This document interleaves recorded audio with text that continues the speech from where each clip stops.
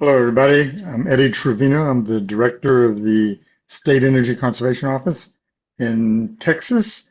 We're here today to talk about the Energy Savings Performance Contracting Program in a Box. I'm real excited about this particular session. In our revolving loan program, we do loan for energy savings performance contracts.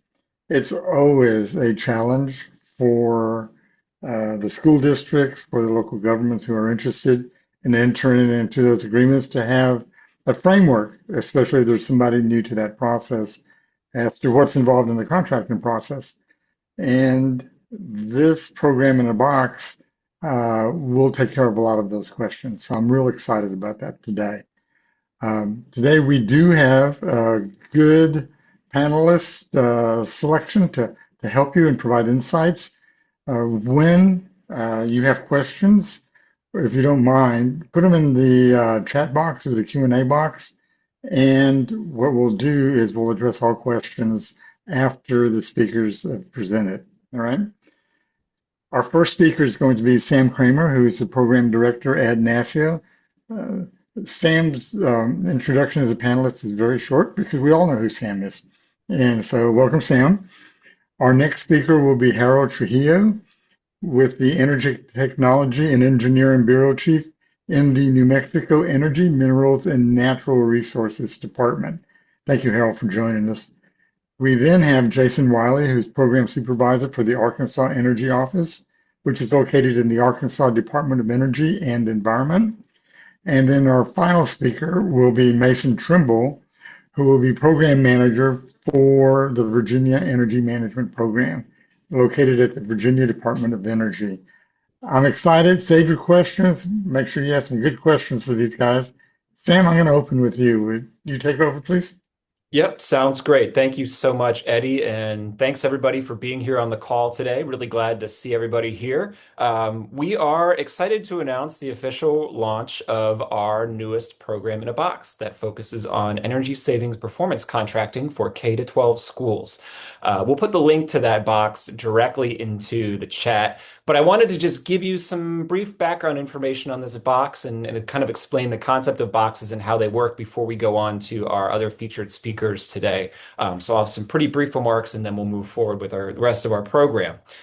So for those of you who have not used a NASEO program in a box before, program in a box or policies in a box are real life examples of how state energy offices can develop policies and programs to address energy related challenges and opportunities. So these are developed in-house by us here at NASEO, and they help state energy offices by offering replicable key aspects of successful state programs and policies. We do have a number of policies and program boxes already up on our website at boxes.naseo.org, so you can see them all there in one spot. We also do have another really great box up there we released last year on revolving loan funds that featured three states, Tennessee, Texas, and Minnesota. And thanks to Eddie for all his help with featuring his RLF program. And so we wanted to also focus on ESPC since that is obviously something that many state and territory energy offices do utilize and provide technical support for on a consistent basis. So we're happy to share successful programs so states that are looking to either develop or expand their ESPC programs for public schools can have some successful examples to model their programs off. I'm going to quickly share my screen here and can give you an idea of what the box looks like. So for those of you who can see this, this is the ESPC program for K-12 school program in a box. It provides a good bit of background information on some of the benefits and challenges for schools that use ESPC and some common pitfalls and mitigation strategies. And then we go into the three states that were nice enough to help volunteer their information for this program in a box. And that would be Arkansas, New Mexico, and Virginia, who we have here on the call with us. We divide the boxes into four stages: a design, develop, implement, and report stage. And so in each stage, you'll find probably some overarching charts on various aspects, comparing each state's ESPC program, and then also we divide this into answering a number of common questions that we've found that state energy offices usually have when they're thinking about developing or revising an ESPC program to provide the technical assistance to states. So, for example, we help provide information on, what energy goals you want the program to support, what support should the program provide for the investment grade audit portion and ESCO selection, what support would the program do to pre-qualify ESCOs, and so on and so forth. And then where possible, we highlight examples of how each state as part of the box has determined how they're going to answer that specific question and what they do. Furthermore, we also include documents to what each state uses to help do each section of the process. So that way, if you're a state that's looking to get your feet off the ground, you have a document repository that you can look at and adapt to your own purposes as needed. So that way you'll be able to help set up your program with best practices that are already in use by other state energy offices. So with that, I will pause here and I will turn things back over to Eddie so he can move forward with our three speakers from Arkansas, New Mexico, and Virginia, who were nice enough to help provide the information to develop this program in a box. Eddie, back to you. Thanks, Sam. I appreciate it. That's a good introduction. Harold, you're next. Tell us about how New Mexico is using this program in a box and what your participation was like in the development of the program. Thank you for this opportunity.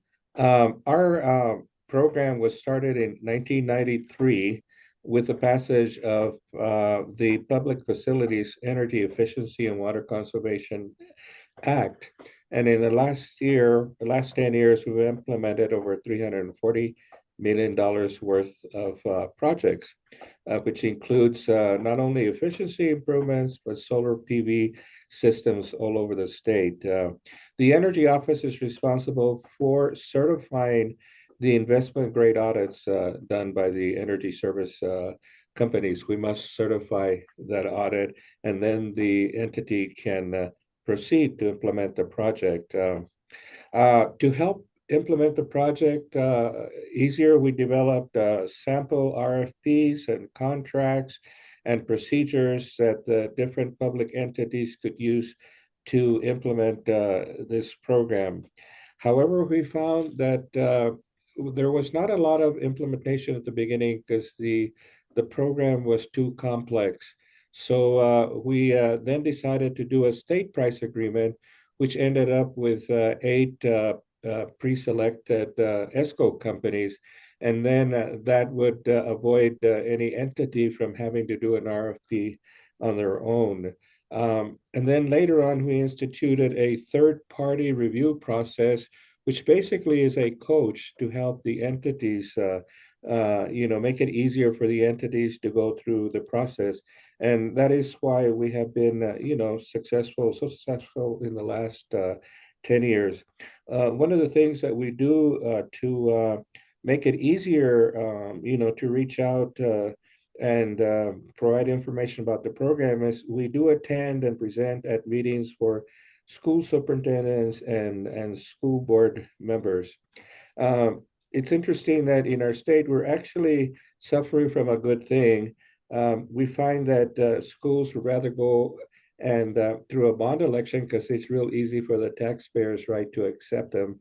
And we always encourage them, right, to try to leverage those bond revenues with the ESCO program. So that's what we're working on lately. Thank you. Thank you, Harold. Jason, talk about Arkansas and your experiences with the energy savings performance contracts. Okay, I will. Let me share my screen.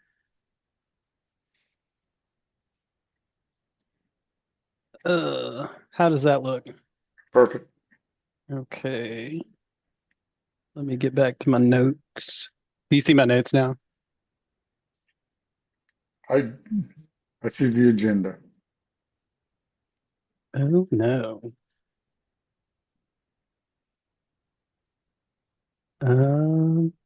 We can't see your notes. Hold on. I'm trying to switch screens. Did that help at all? Not yet.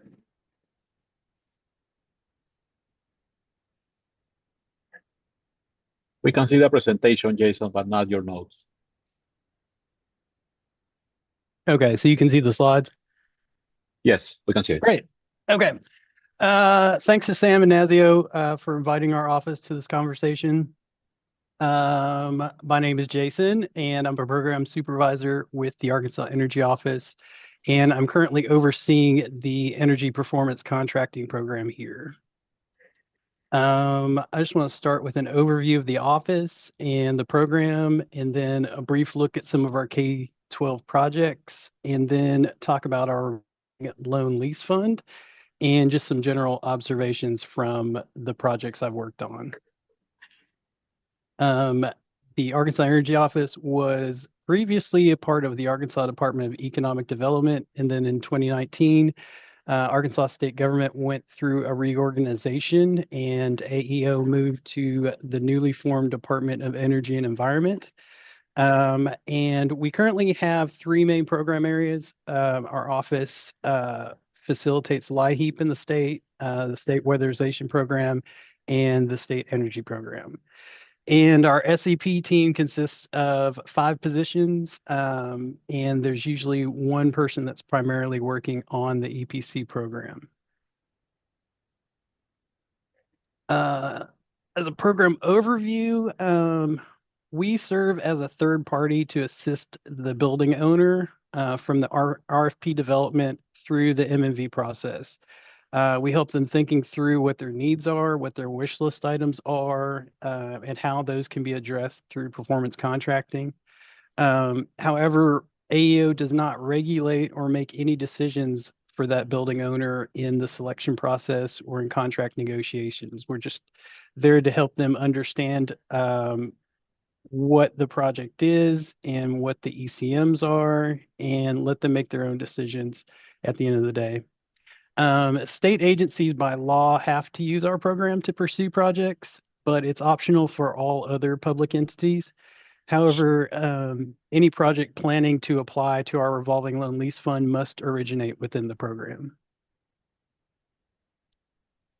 These are our projects by sector so far. Over about the last decade, our office has had 52 projects, mostly in higher education and municipalities. A lot of these also included several campuses for the University of Arkansas and Arkansas State University systems. These are average savings in those sectors for different project types. In all, these projects will generate around $560 million in savings for these public entities over their lifespans. And then K through 12 challenges. In Arkansas, like most states, public schools are often asked to do more with less. Today, we have districts dealing with less funding, fluctuating enrollments, and increased energy costs that weren't anticipated 5 or 10 years ago, especially in our rural schools. These schools have to navigate those challenges while providing the best learning environment they can for staff.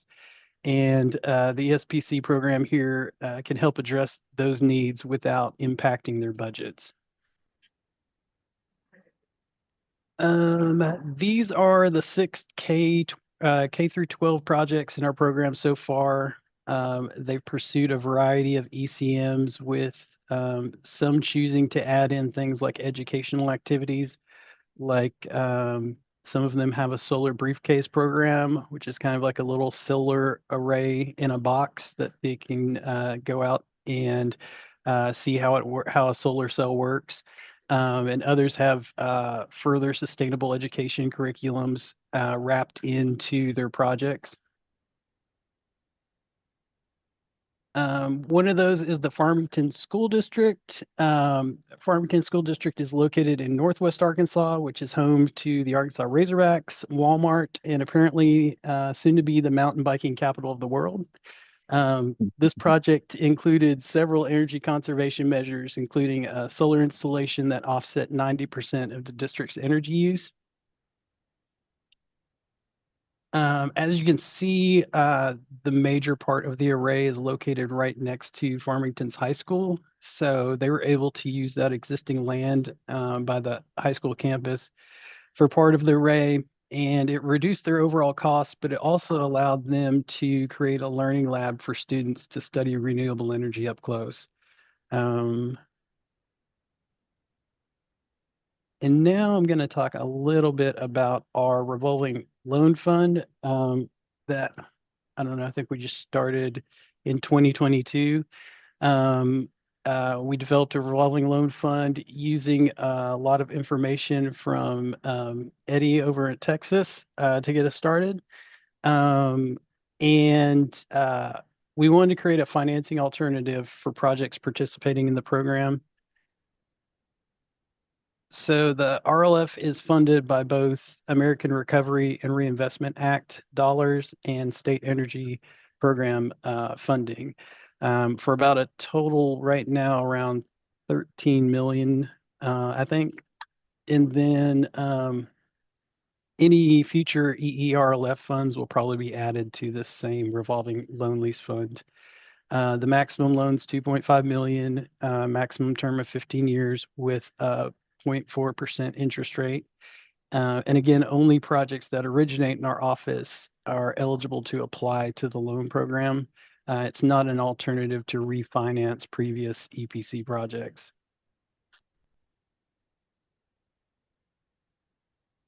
And these are the 5 loans we've done so far. The Arkansas Development Finance Authority, or what we call ADFA, serves as our loan servicers through an interagency agreement. And then ADFA also procured the services of a private bond counsel to assist with loan origination and with loan closing. And so far, we've been able to support these 5 projects. And our latest loan was for the Texarkana Regional Airport, which put a solar array over their parking area. When now that's premium parking, so you have to pay more to go under the solar. The only school that we've had in the loan program so far is Huntsville School District. It was the first K-12 to apply.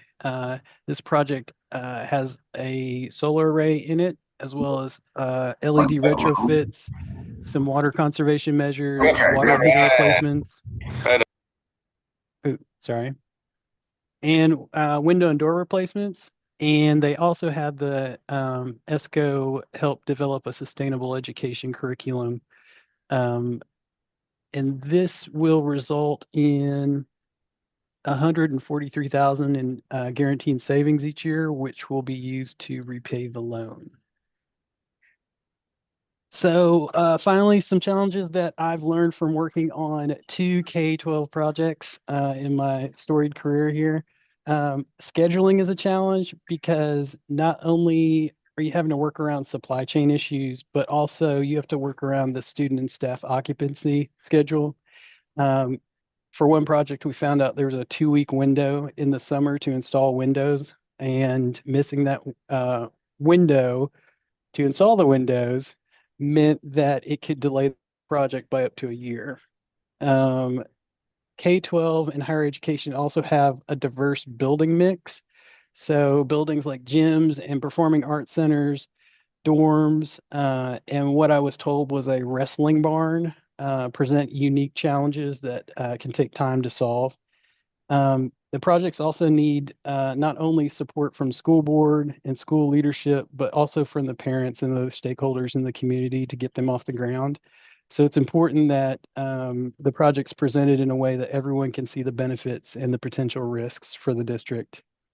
And then turnover, staff turnover, both in our office or with the building owner or at the ESCO, can often lead to delays and sometimes for the building owner, project cancellations.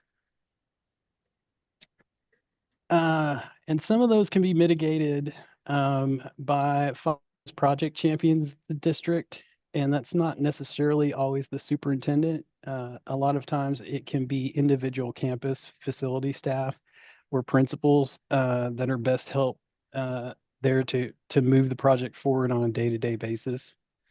And in our office, we don't have the in-house expertise to offer technical assistance. So we went out and procured a third party energy engineering firm that does the heavy lifting on technical reviews for us for the investment grade audits and the final contracts. And they take care of all the QA, QC with the ESCO. And then provide us those results so that we can help the building owner understand what the project is, what they're getting into when they sign that contract. And then you also want to help officials engage those stakeholders early. So attending board meetings to answer questions and clarify information about a project can go a long way to gaining that community support that you need. And have a plan for staffing turnovers. I don't know that we have a good plan yet, but you want to be able to transition between people leaving the project and people coming in and getting them up to speed as soon as possible. So you're not having a delay while someone goes back through months and months of information to find out what happened. And that's all I have on the Arkansas program. Thanks everybody for joining us today, and I'll hand it over to Mason.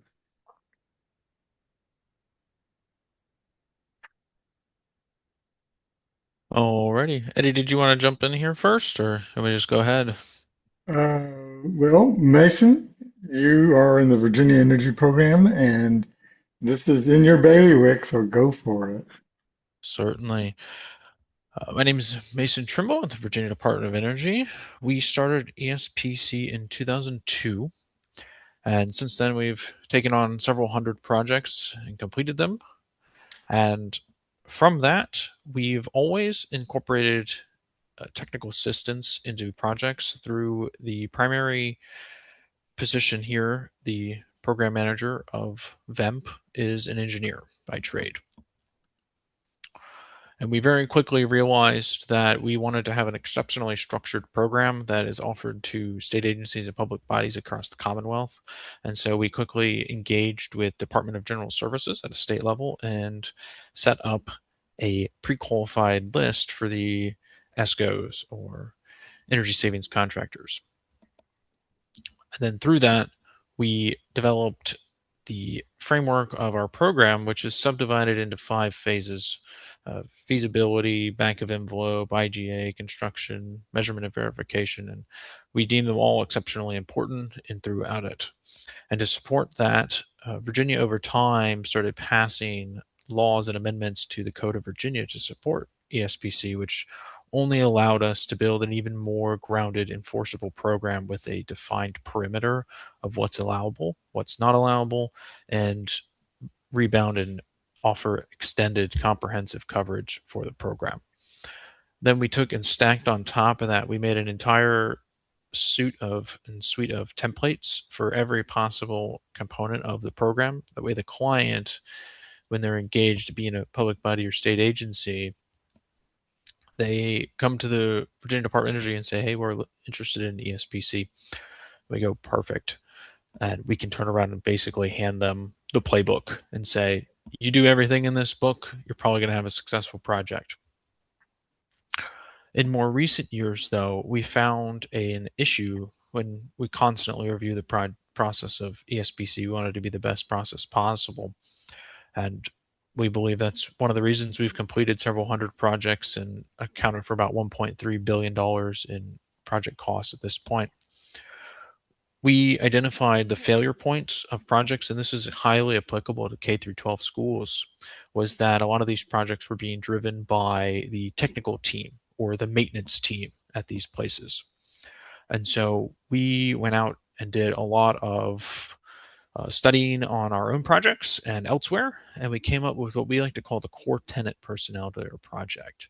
And we presented this to clients, and so far it's been highly successful. We've eliminated most of the sticking points or failure points that were project failure, like entire project just comes to a screeching halt and ends, not a disagreement between, say, the client and the ESCO. And we define the core tenets very simple.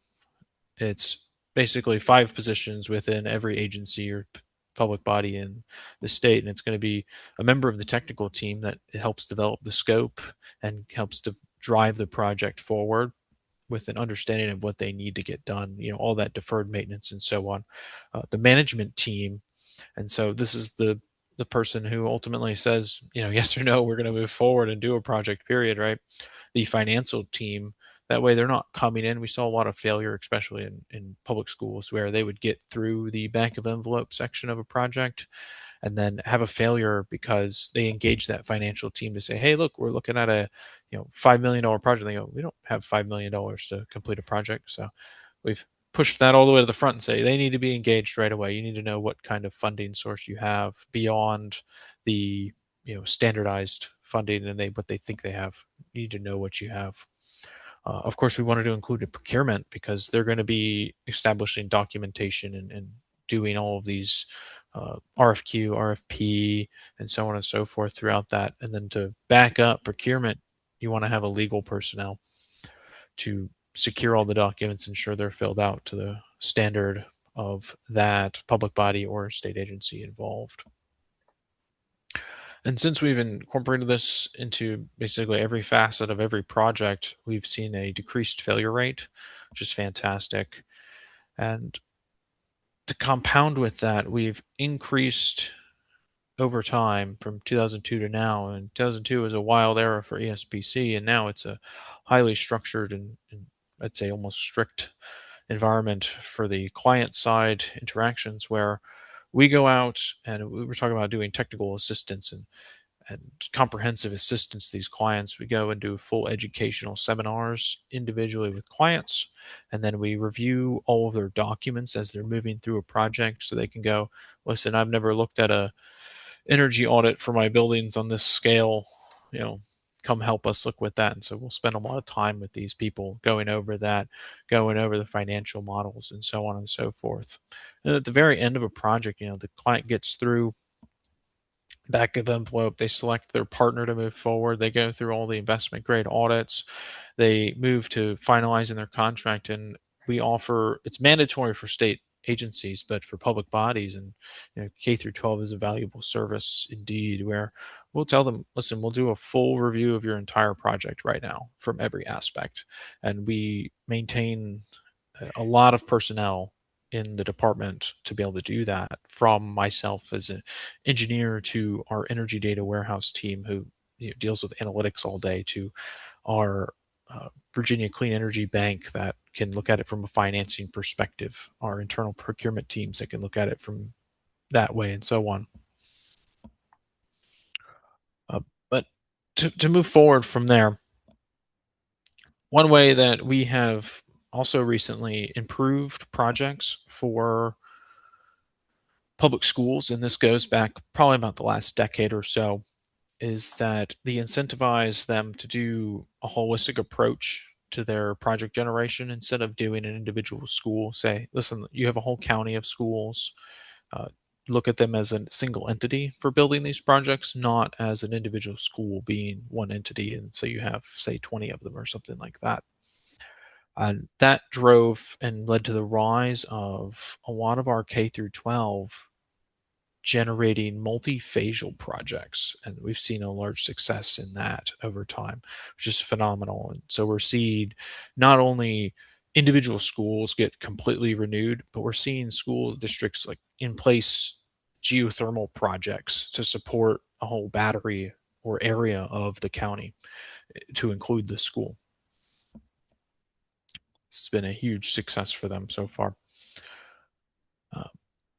But otherwise, we have moved through a lot of that, not from just us analyzing it, but us dealing with all of those clients over and over again and talking to them and saying, listen, how can we make the program better? We might be the ones hosting it, might be the ones who are in control of the parameter and the enforcement of the program, but it's at the end of the day, it's always the client who has some of the best advice for us to improve the program. And then the ESCO combines with that. We've seen a lot of improvement from our programs because of that feedback loop and that cycle. And I believe these multiphasal projects from public schools have driven a lot of that as well. And I'll hand it back over to you, Eddie. All right. Thank you very much. Appreciate it, Mason. Before we get into the questions that are asked in the chat, I'm just curious from both you and Jason, what's the typical project size that you're seeing that comes across your desk? Sure, yeah. The average project size for us is rather dependent on the region of Virginia it comes through and the type of client that is operating the project for, but in general, I'd say our average size is somewhere between 5 and 15 million. And I know that's quite a large range. And Jason? I think for our program, specifically for K-12, it's probably in that 1.5 to 2 million area. But in the program as a whole, I don't know off the top of my head, it would range from, we've had some very small projects that were under $500,000 up to, $100 million or more for some of the larger, like state hospital campuses or University of Arkansas System Solar. So Jason, Miriam asked a question about upfront costs and the cash outlay for the business owners. Are there cash outlays for the districts in entering into these programs? For us, there doesn't have to be for the district. All of the costs can be wrapped into the price of the project so that all of it gets financed, usually through the ESCO's financing partner. And maybe I can also get to Jeff's question on this too, is that part of the reason we started the revolving loan lease fund was that when the ESCO uses their financing partner, usually that rate is what their rate is on the street.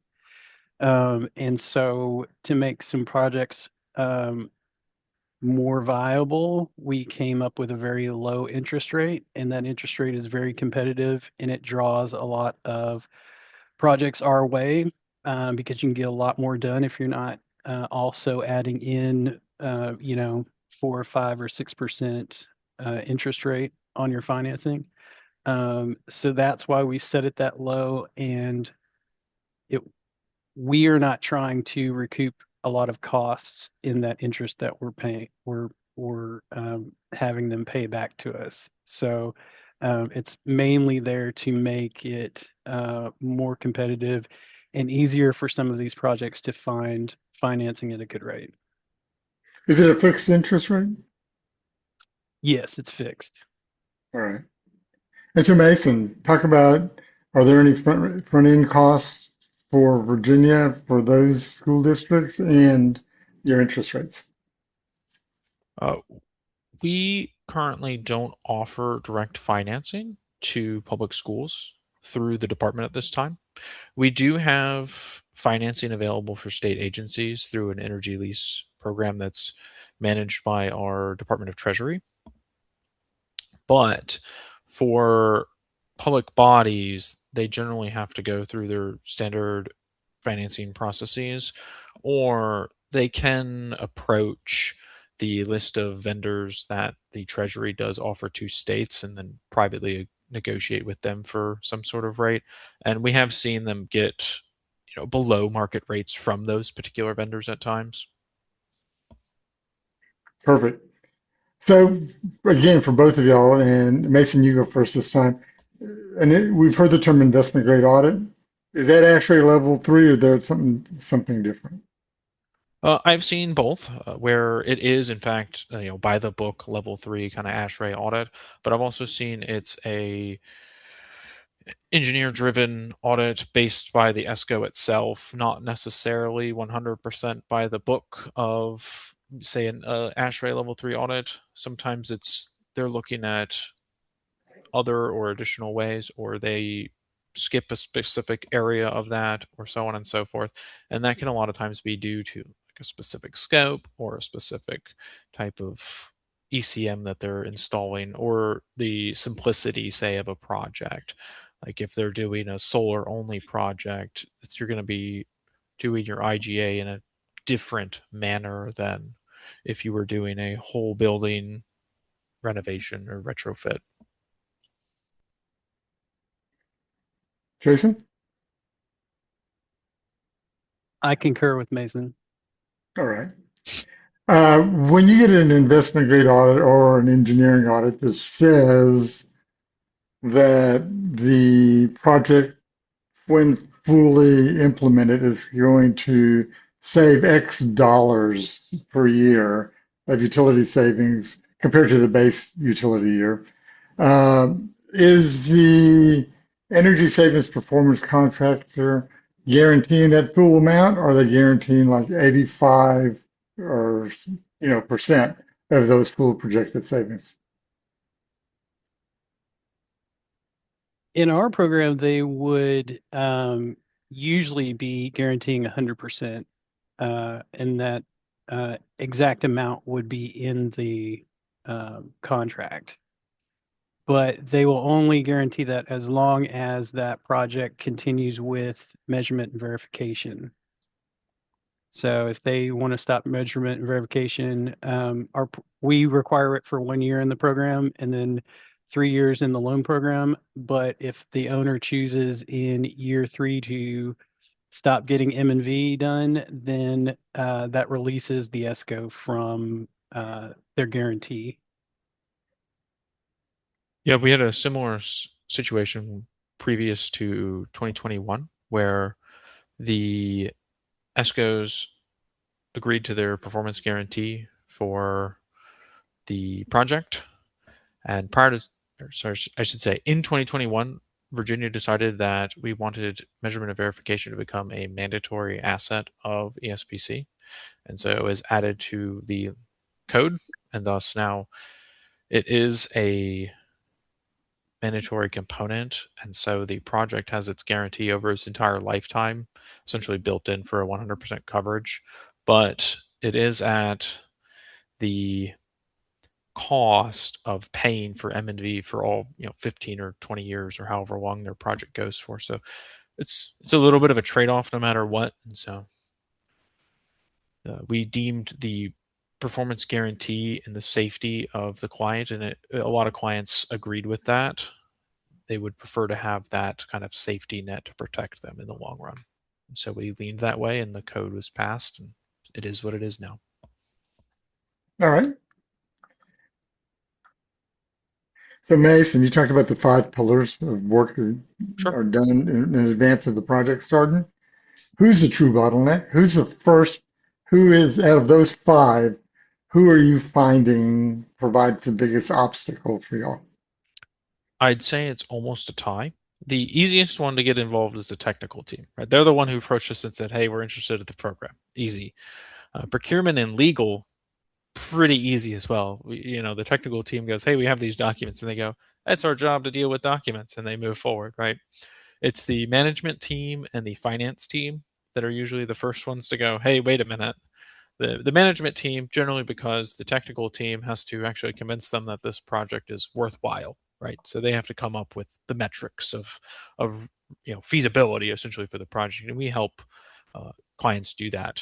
And then on the other side is that the finance team actually has to have the money, or maybe not the money on hand, but the capability of financing the project through some means. What about in your world, Jason? I think, one thing has in the past has been our agency has been sort of an obstacle or a challenge because before our Arkansas government was consolidated, this agency didn't do any of this. They're not used to working with financial projects. They're not used to um, really anything that we sort of do as a state energy program. So it takes a while for our legal department to kind of ingest those things and to be able to make sense of them. So sometimes, especially when we were trying to get the loan fund up and running with all those documents, we had documents coming from the bond council that then needed to go through our legal, and then our legal had to brush up on all of their understanding of those laws that they don't ever touch working in DEQ world. So that was a challenge for us. And then I think for me, we mainly have management coming through our door that's already convinced of the project. But I think, like what Mason said, someone's got to go in and convince, the other ones like finance, like, hey, this is something that we can do. Um, and they're skeptical at first, but I think once they sit down and look over what the program is and what the instrument actually, how it actually works, I think that brings them on board quicker. And are you finding that most of the projects that are the seed, right? The planting the seed for a project, is that coming from within the district or are they a result of ESCO marketing efforts to the district?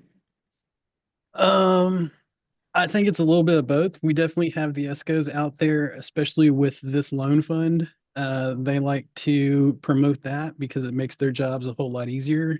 And then we have a lot of word of mouth, especially kind of through the municipalities and the counties where one mayor will do a project and then he'll talk to his buddy who's a mayor somewhere else, and then they'll contact our office and be like, hey, so and so told me that they were able to do X, Y, and Z through this program. Do you think it would work for us? And then that starts that conversation. So I think, it can be a little bit of both of those worlds. And I don't I don't know that I mind as long as, they're showing up and they are interested in what the program can do for them. We have a slightly different answer for that question, where it is a combination of ESCOs going out there and generating projects, which is fantastic. And a lot of times the ESCOs will drive the client to our office, and that makes it very easy. But we passed a bill in the last few years, 2.2604.2, designation of an energy manager, and that set up a route for our energy data warehouse to track all of the data of, beginning at state agencies, all of their energy data. And so that helps uh, designate state agencies in particular that would be a great target for ESPC project.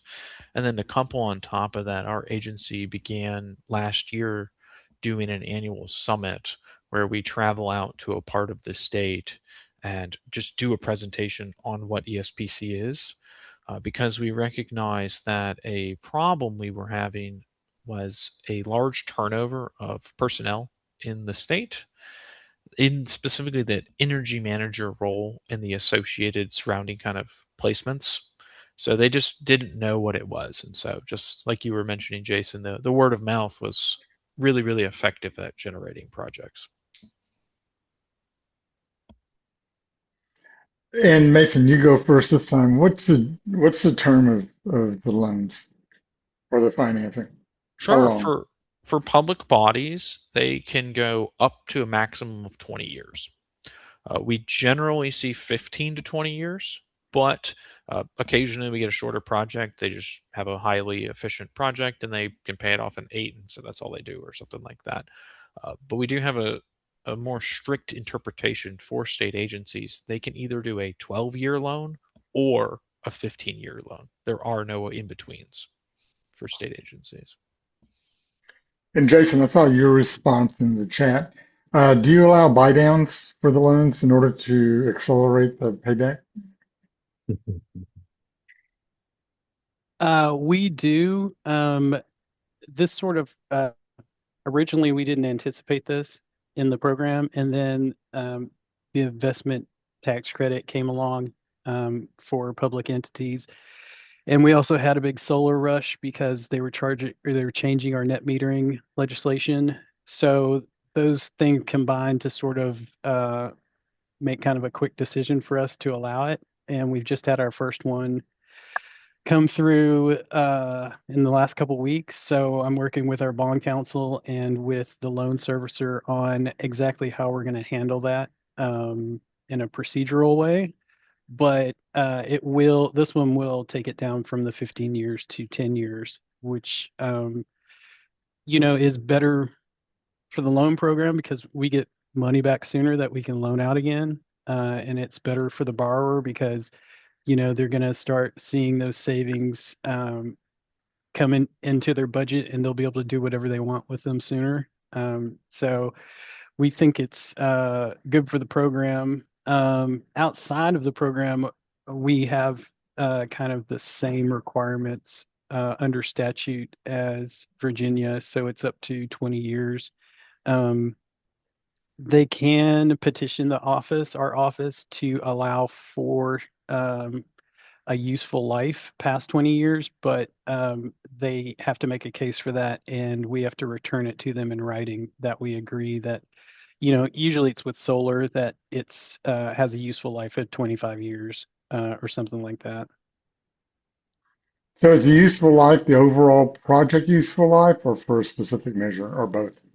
It's usually for the specific measures within the project. But usually when we get petitioned for extending past those 20 years, it's usually a solar only project. Are there buy downs or other federal investments, Mason, in your Yes. performance contracts? Yes, we do authorize that, as well as, say, capital infusions. And something wonderful we've seen. So if there's any ESCO personnel here, pat yourself on the back for your company, that this happened a lot more with cities where they were helping the clients analyze, say, their capital budgets in upcoming years, because they plan a couple years ahead kind of deal, and establishing projects with the potential to infuse that for a large component that was on, say, their deferred maintenance.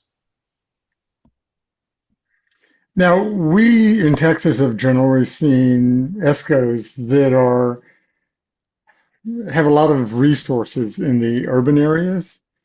Have you seen that ESCOs working in rural and underserved areas as well?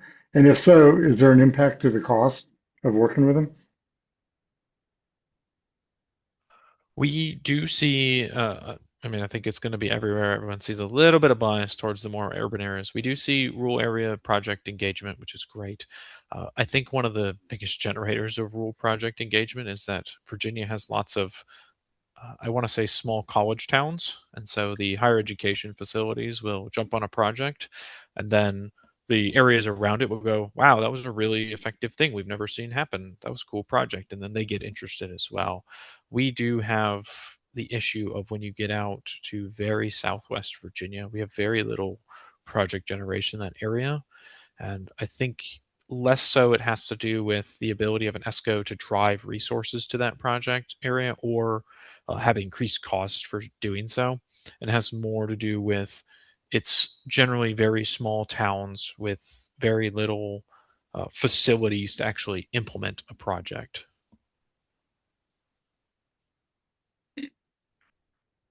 Jason? Arkansas's pretty much in the same situation that Mason described.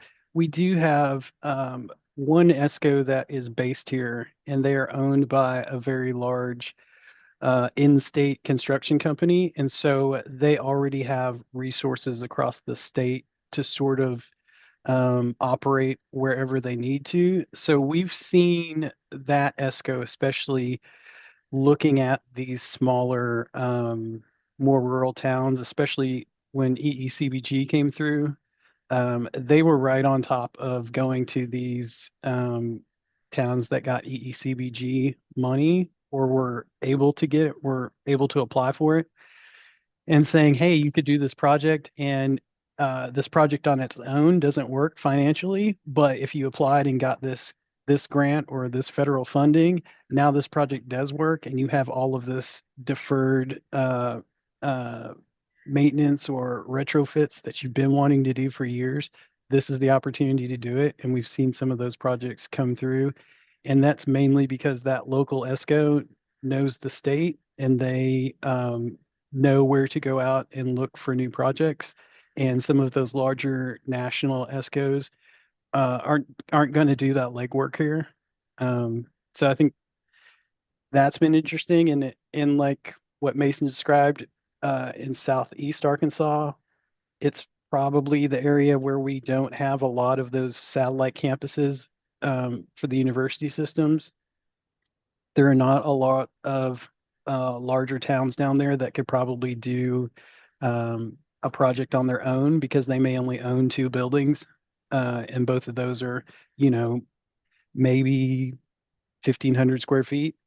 So it'll be interesting to see if there's the ability to kind of get some of those projects grouped together and make them more viable.